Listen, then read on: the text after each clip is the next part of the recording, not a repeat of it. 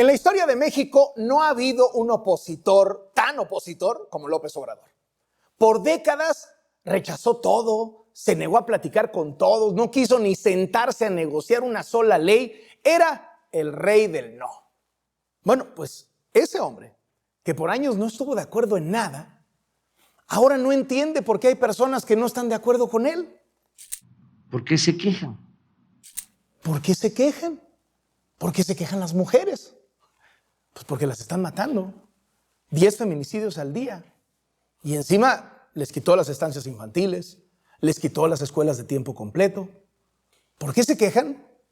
Pues porque son víctimas de acoso sexual. Y porque el presidente defendió a un violador que quería ser gobernador. Y defendió a un acosador que quería ser embajador. ¿Por qué se quejan los periodistas?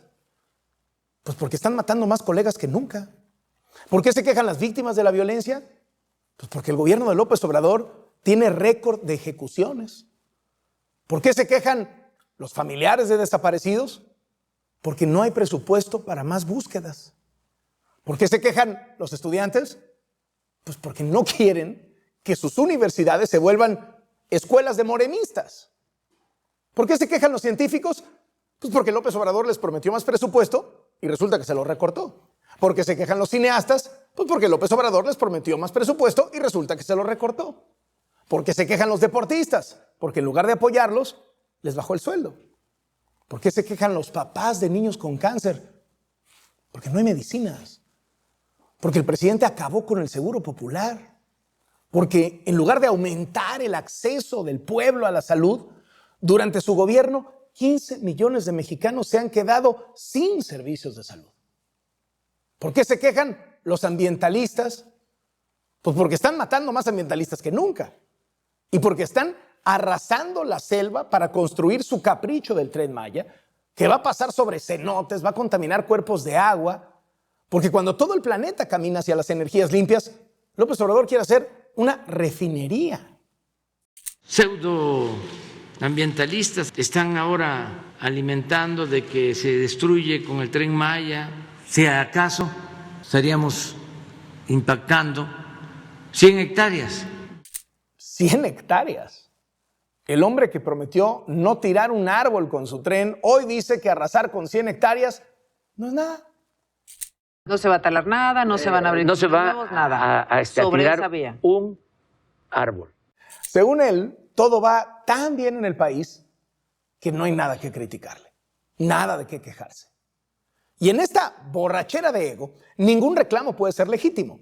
Y si existen inconformidades, es porque en realidad hay mano negra.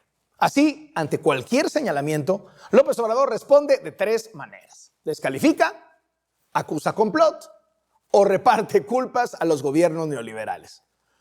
Pueden ser por separado o pueden ser todas juntas, lo que le convenga.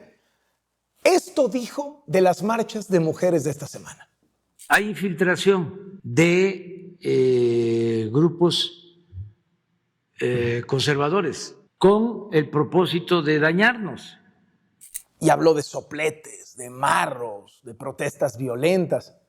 Pero las mujeres no se dejaron amedrentar por esta narrativa del miedo del presidente.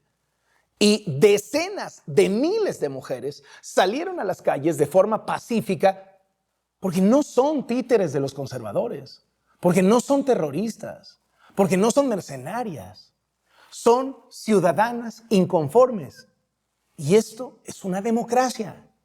Que la gente tenga la libertad de criticar lo que no está bien en el gobierno y hacer lo que el presidente hizo por décadas. ¿De qué se asusta? Pero resulta que el hombre que vivió de ser opositor ahora no quiere que se le cuestione absolutamente nada. ¿Qué dice si le preguntan sobre los muertos de la pandemia? Porque son tiempos de sopilotes. ¿Y si dice que mataron 89 candidatos en las elecciones? Es normal. Es un asunto de la temporada. ¿Y los 115,000 ejecutados en 3 años de su gobierno? La nota roja se magnifica. ¿Y por qué no recibe a las víctimas de la violencia para escucharlas? Para no hacer un show. ¿Se da cuenta? Puros pretextos. Lleva más de 3 años en el gobierno. ¿Y qué ha logrado? ¿Qué realmente ha mejorado en el país? Nada. Y como no tiene nada que presumir, de todo le echa la culpa a los gobiernos del pasado, al famoso neoliberalismo. Desde que asumió el poder, López Obrador ha usado la palabra neoliberalismo y sus derivados casi 2,000 veces. 2,000 veces. Hasta la violencia en el estadio de Querétaro resultó ser culpa del neoliberalismo. Son resabios de los gobiernos neoliberales. 36 años de dominio neoliberal. En el neoliberalismo hubieron muchos afectados, muchos damnificados. Fue un desastre el periodo neoliberal. Los que diseñaron para su beneficio la política neoliberal promovieron en el mundo el feminismo, el ecologismo, la defensa de los derechos humanos, la protección de los animales. No tiene un solo resultado de gobierno. Nada le sale bien. Y encima su gobierno ya es un pantano de corrupción. Sus propios seguidores sienten que el presidente los traicionó, porque se ha convertido en el gran solapador de los corruptos. Sus hermanos, su prima, secretarios del gabinete, el fiscal, su equipo en Palacio Nacional, su hijo que se volvió millonario, casas, contratos, dinero en efectivo, millones. El presidente ha traicionado a sus seguidores, porque en vez de limpiar las escaleras como prometió, está permitiendo que se inunden de fango. Y cada que sale un escándalo de corrupción, ¿qué hace el presidente?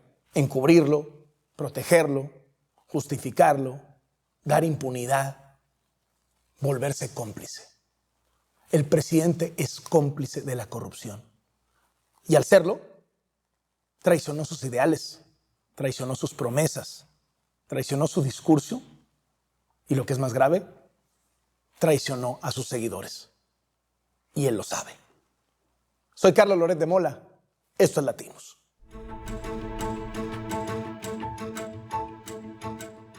El testimonio que le vamos a presentar a continuación de un alto funcionario del gobierno de López Obrador no lo va usted a creer, porque le pega en el corazón al argumento del presidente sobre la reforma energética. ¿Se acuerda usted que cuando el presidente López Obrador presentó su contrarreforma energética, pues hubo 2 grandes preocupaciones? Primero, que contaminaba mucho, y segundo, que violaba los contratos con empresas privadas. Incluso el gobierno de Estados Unidos dijo que esto violaba también lo que habían acordado en el TLC.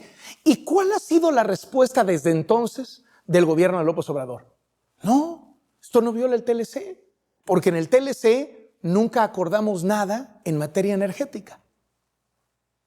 Hoy le vamos a presentar el testimonio del negociador de López Obrador para el TLC, aceptando que el compromiso con Estados Unidos que se firmó en el nuevo TLC, en el TEMEC, tiene que ver fundamentalmente con no tocar los temas energéticos y no cambiar la Constitución.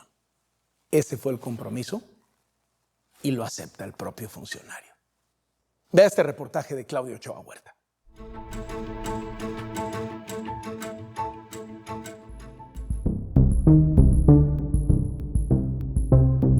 Hace una semana, concluyeron los foros del Parlamento Abierto que organizó el gobierno de Andrés Manuel López Obrador para defender su reforma eléctrica. A lo largo de los 43 días de duración, varios de sus funcionarios argumentaron con mentiras que el sector energético quedó excluido del nuevo Tratado de Libre Comercio entre México, Estados Unidos y Canadá. No solo eso, desde hace años han aplicado un doble discurso, uno para Estados Unidos antes de ser gobierno y otro para México ya con el poder en las manos.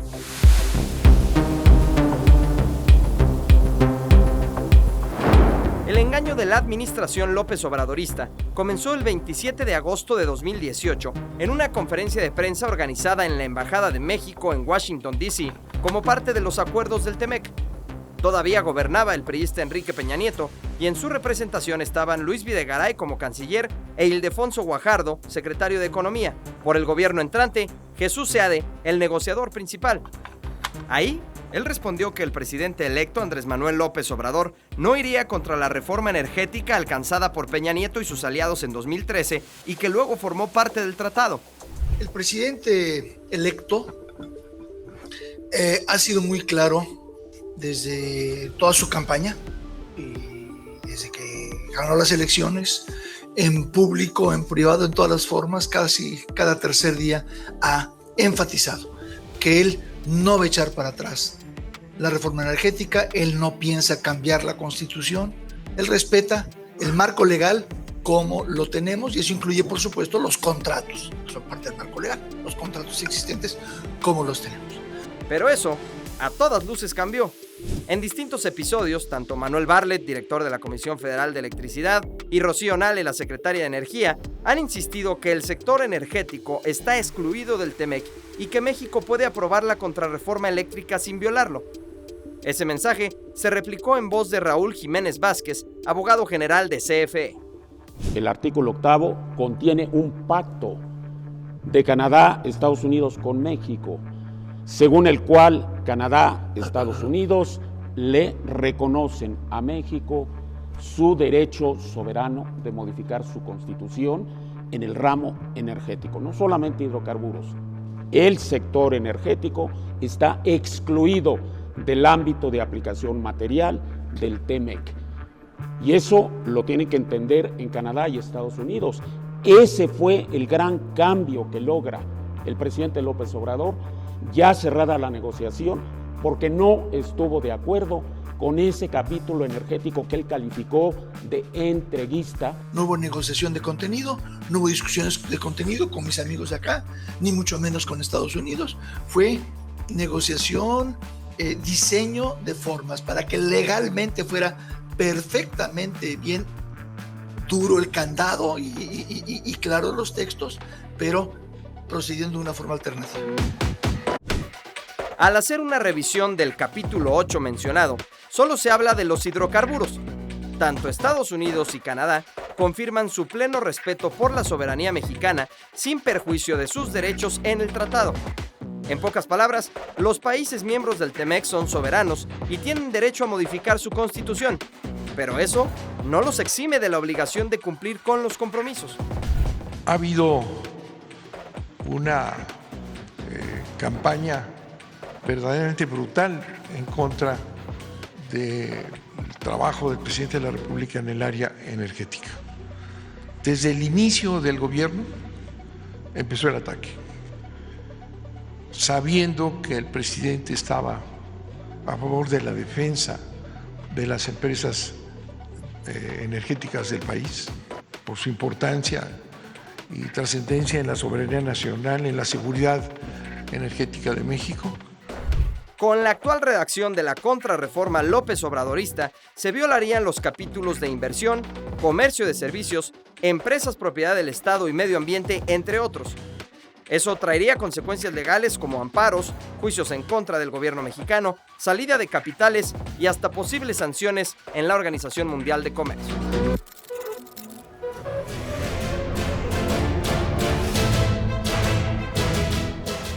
Lo que sucedió hace unos días en el estadio La Corregidora de Querétaro, creo que dejó a todo el país triste, enojado, indignado, brutalmente preocupado por los niveles de violencia y cómo han penetrado todas las esferas de la vida pública. Cómo se nos han metido en las entrañas todos esos odios, todos esos rencores, y que tuvieron en algo tan preciado por todos como el fútbol, es un momento tristemente climático. Hoy nos acompaña en el estudio de Latinus el gobernador de Querétaro, Mauricio Curi, el hispanista, quien pues de inmediato fue puesto en el ojo público a consecuencia de estos acontecimientos. Gobernador, muchísimas gracias por Carlos, venir. muchas gracias y comparto contigo este sentimiento que tenemos todos los queretanos, pues de consternación, de enojo, de indignación, pero también de definición y de contundencia para que no haya impunidad con lo que pasó. Una de las frases que más pegó a partir de lo que sucedió en el estadio fue: si el gobernador no puede con un estadio, no puede con un estado. ¿Así es? No, no es así, por supuesto que no es así. Lo que sucedió en el estado, sin quitar ninguna responsabilidad, Fue un momento muy doloroso para todos, una bola de inadaptados, una bola de frenéticos, no fanáticos, atentó no solamente contra los visitantes, sino contra el buen nombre de Querétaro, y por eso estamos actuando en consecuencia. Gobernador, ¿se equivocaron? O sea, el gobierno del estado se equivocó, el gobierno municipal se equivocó, el equipo se equivocó. A todos estos días de distancia, ¿qué reconocen que hicieron mal? No, hubo muchas cosas que se hicieron mal. Primero que nada, Protección Civil de gobierno del estado nunca debió haber dejado que empezara el partido, porque este es un evento privado que debería haber sido manejado. La responsabilidad de la seguridad dentro del estadio le corresponde al equipo de Gallos Blancos. Protección Civil había pedido que hubiera 400 elementos de seguridad, solamente llegaron 290 y no debieron haberlo permitido. Y aparte que estaban los 290, no tenían la capacidad suficiente. Y por otra parte, la reacción de la policía también fue tardía, independientemente que era una responsabilidad del estadio, independientemente de lo que debía haber hecho la Femex Food, del comisario, de no permitir que empezara el partido porque no estaban las condiciones. Y eso que vimos no representa a Querétaro. Además, para mí, creo que también parte de la relajación es que en Querétaro, en el estadio, siempre se ha vivido un lugar de familia, un lugar de que la pasas bien, un espectáculo. Yo voy muy seguido a ver los partidos de fútbol y esto que vimos fue algo totalmente inédito. ¿Se equivocó su gobierno? ¿Se equivocó el equipo? ¿Se equivocó la federación? ¿Es cierto? Tenemos que asumir las responsabilidades cada quien. ¿Ofrecen por ello una disculpa pública? Por supuesto que sí. Entiendo que es mi responsabilidad. Yo siempre he dado la cara, Carlos, y yo estoy convencido que al toro por los cuernos, y por eso me regresé y por eso di la cara desde el principio. El que nada debe, todo informa. Y estuvimos muy transparentes y dijimos lo que estaba pasando desde el momento. Fui a ver a los lesionados, fui a platicar lo que estaba haciendo. No tomé las cosas a la ligera. Lo más fácil, como muchas veces pasa, es que inclusive muchas voces me decían, agarra a alguien, a quien sea, y mételo para que vean que hay detenidos. Dije, no, porque esto va en serio. Esto no puede pasar y en Querétaro no hay impunidad y tenemos que mandar ese mensaje, no solamente a los queretanos, a quienes les debo, que son los que me contrataron, sino también a todo México para que Querétaro vean que en Querétaro sí hay de otras. La gente de Protección Civil, la gente de la policía que falló, y había imágenes indignantes de policías no haciendo absolutamente nada o incluso abriéndoles la puerta a los agresores. Sí, el que abrió la puerta, déjame que platico los datos que tengo. Empezó una riña abajo, le pegan a un taxista de Querétaro, es el que estuvo a punto de perder el ojo. De ahí se pasa la señal, por lo que entiendo, a todos los demás frenéticos. Y la persona esta que les abrió la puerta no es un policía, el que le abrió la puerta es una persona encargada de la empresa privada, que inclusive ya la suspendimos. Y esta persona no aguanta la presión que tuvo la barra sobre él, por lo tanto abre la puerta, se meten por el otro lado también rompiendo candados y se meten a pegarles a los visitantes, que ya se andaban picoteando desde antes, lo cual es normal, pasaba siempre, pero nunca les abre la puerta, ¿no? Había imágenes de una persona de seguridad que está como si nada, mientras atrás de él pasan mil cosas. Había otro que estaba en la cancha, que no hacía absolutamente nada. ¿Esos? Ya quedaron suspendidos, sobre todo el que me dio mucha frustración. ¿Esos son policías estatales? El que estaba hablando por teléfono es policía estatal, ya quedó suspendido.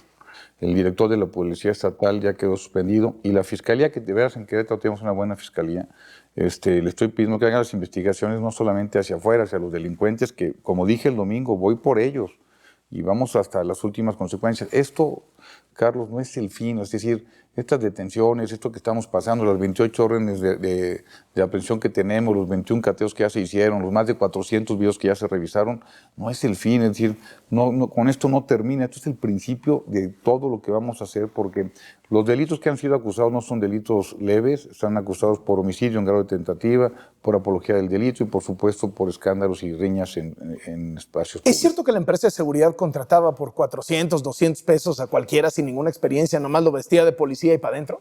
Tenemos entendido que inclusive en los últimos 3 días lo que estaba haciendo. ¿Y van a proceder penalmente contra ellos? Es decir, no solamente decir, pues ya no vas a ser la empresa de seguridad, no, sino algo mucho más serio. Yo estoy convencido que tenemos que ir hasta las últimas consecuencias. Cada quien tenemos que responder ante lo que hicimos y creo que la empresa tiene una gran responsabilidad. Eso lo va a determinar la Fiscalía. ¿No hubo muertos, gobernador? Gracias a Dios, no. Mucha gente no cree eso. Es que fíjate, cuando veía los videos, incluso yo también pensaba que había muertos. Pero gracias a Dios no, tenemos 26 lesionados, 25 ya están dados de alta tenemos uno solo, que es el que tenía el tatuaje del Atlas, y que gracias a Dios ahí va. De hecho, el pronóstico era muy malo el sábado en la noche, y ahorita el pronóstico que me pasaron hoy en la mañana es que va en franca mejoría. Todos y cada uno de los que tienen los tatuajes que estaban tirados, que se veían inertes, que se veían que ya estaban muy mal, han sido identificados y los tenemos plenamente identificados, que todos estuvieron en el hospital.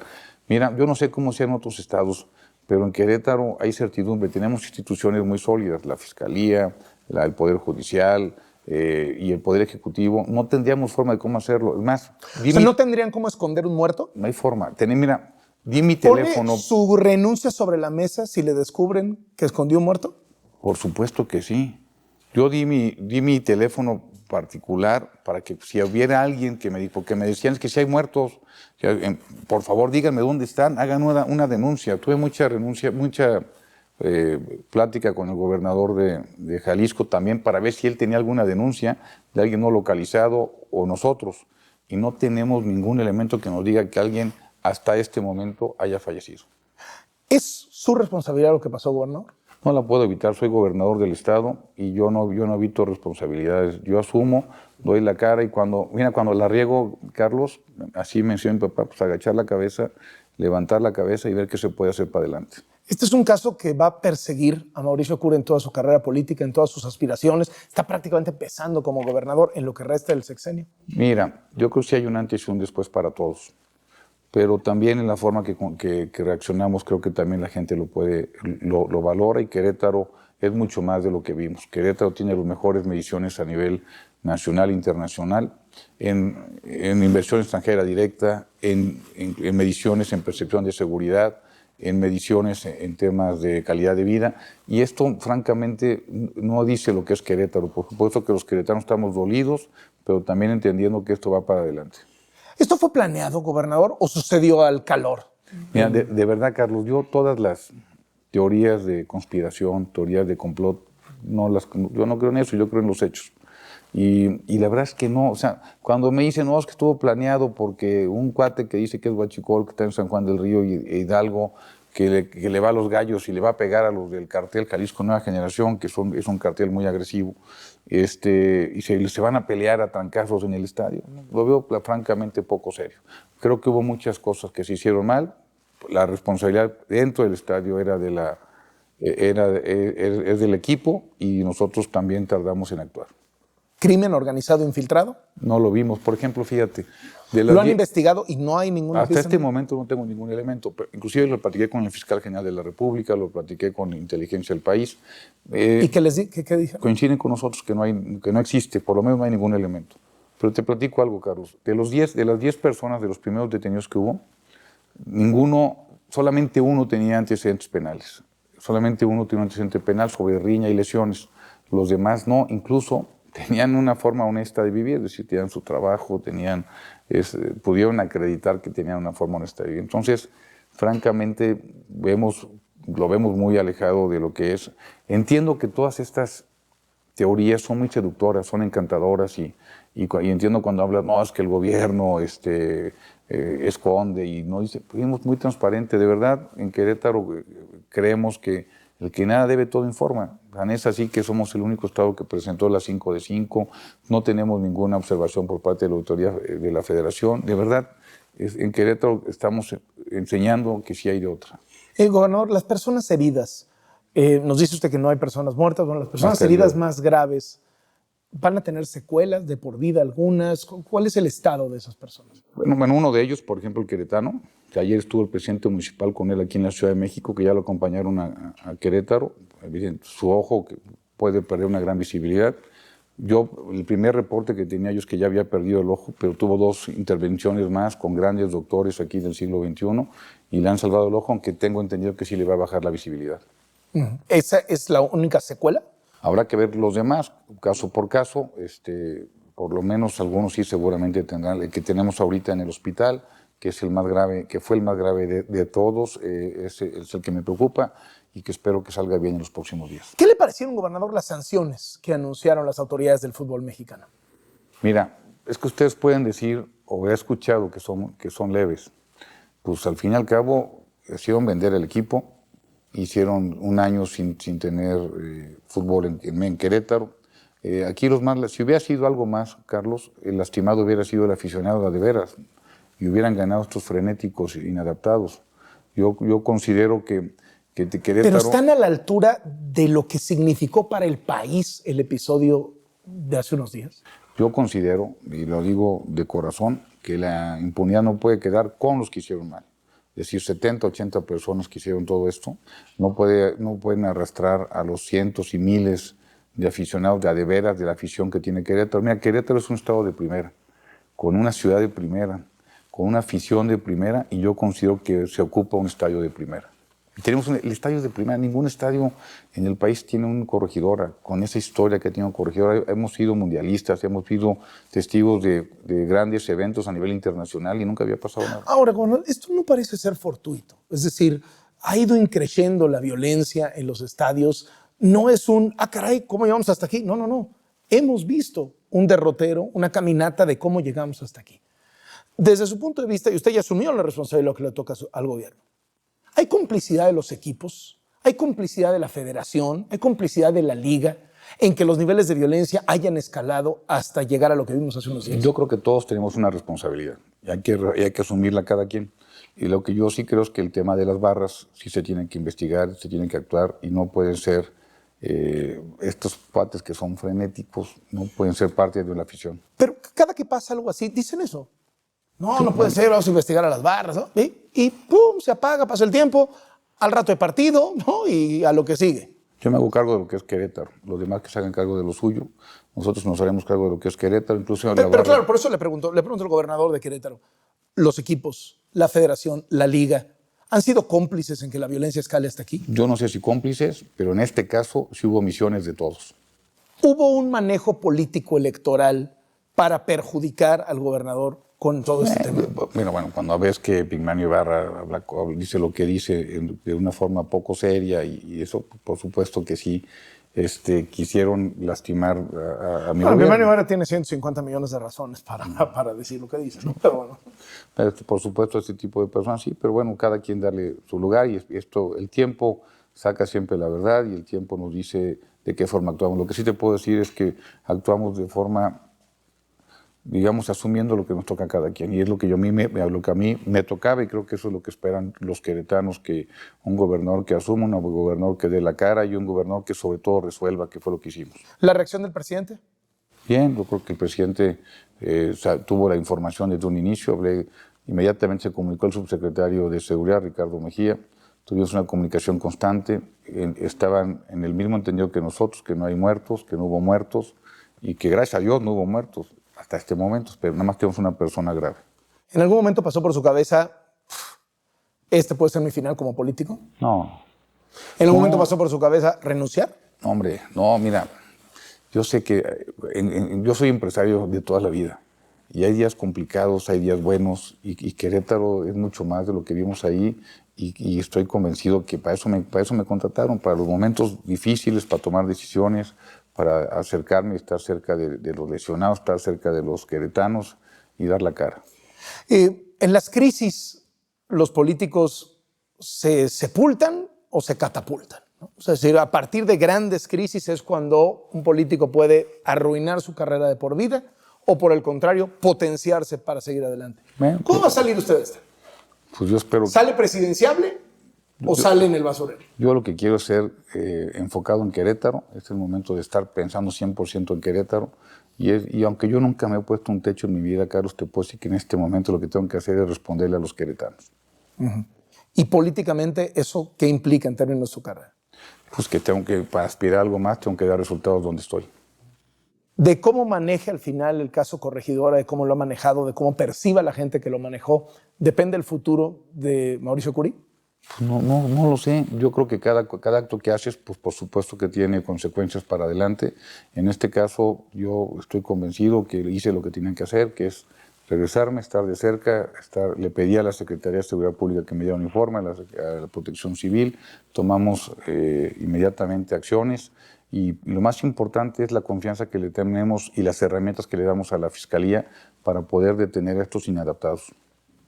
Muchísimas gracias, gobernador, por estar en A ti, muchísimas. Y por último, si me permites, Carlos, De verdad lo que vimos no es Querétaro.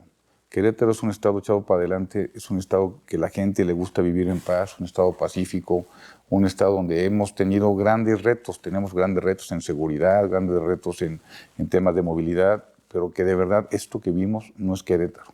¿No es un reflejo del país? No lo sé. Lo que vimos, teníamos 2 años de saliendo de una pandemia, la gente tenía estaba muy eufórica lo que vimos, y sí tenemos que tomar responsabilidades y tomar las cosas como son. ¿No habla de un tejido social despedazado? Por supuesto que sí, es lo que sigue. Entretejer más el tejido social, la participación ciudadana. Yo vengo de la sociedad civil organizada, vengo de la empresa y estoy convencido que necesitamos, que la única forma para sacar adelante el país es la participación ciudadana. Por supuesto que exigen, en Querétaro son muy exigentes, y yo como empresario, fíjate, me gustaba tener clientes muy exigentes porque me hacían ser mejor empresario. Y cuando estuve en el servicio público, que llevo relativamente poco tiempo, 6 años, me gusta tener ciudadanos muy exigentes porque me hacen ser mejor servidor público. Gracias, gobernador. A Y ti, estaremos Carlos. al pendiente de ver cómo se desarrolla, porque esto le queda mucho todavía. Por supuesto, esto no es el final, es el principio. El gobernador de Querétaro, Mauricio Curi, en Latinos.